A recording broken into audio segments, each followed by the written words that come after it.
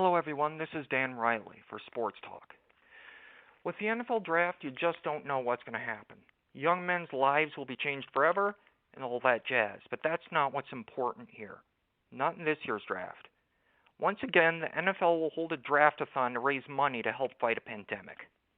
There's been too much tragedy, too much loss, and there's hope when someone willing to help people find ways to donate money to fight this disaster is around. That's the NFL. We need to see this. Even as a Lions fan, I'm far more excited about this than knowing what a historically bad franchise will do with a number 7 pick. The fact is we're all burned out from the pandemic and political strife. We want hope. This fundraising effort will provide that. Yeah, I'm excited who the Jags and Jets will draft to improve on awful seasons. That goes without saying. That's just not the best thing about this situation.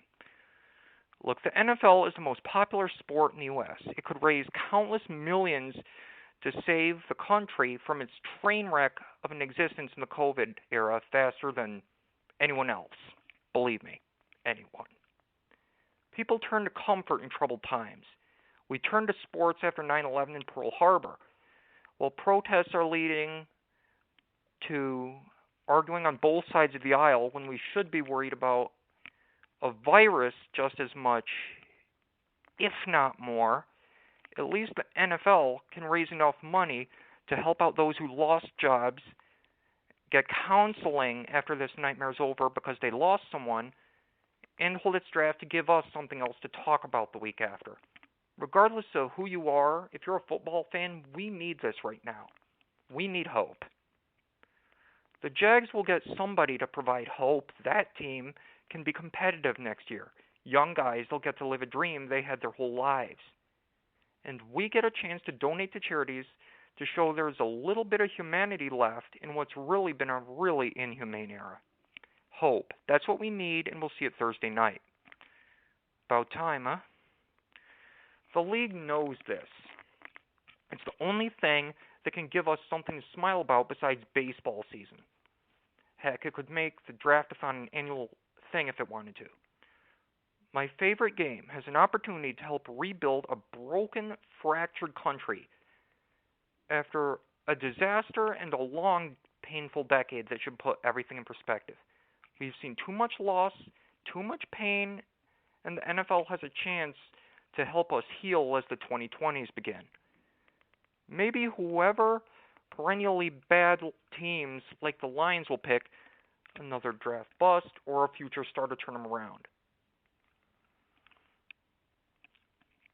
Another cause for celebration if it's the latter, just not as front and center, for a reason. In my lifetime, I've seen news stories justifying the ugly depictions of pro football in playmakers in any given Sunday. We hear of performance dancers, player arrests, and parties getting out of control. This draft-a-thon shows there's more, something we all want to see. Drug use and a win-at-all-cost mindset aren't all that goes on.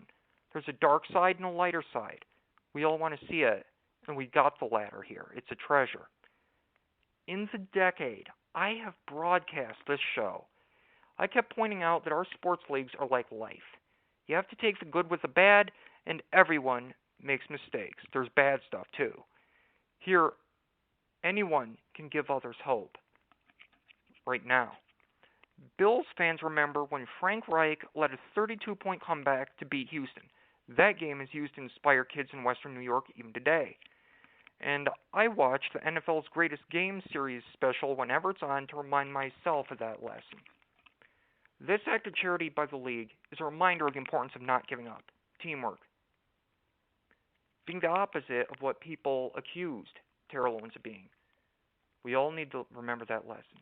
Please, donate to the draft-a-thon. Open your heart to someone else. Don't get in petty arguments like the 1993 Oilers. Please. Donate and provide hope. This is Dan Riley for Sports Talk. Thank you so much for tuning in and so long.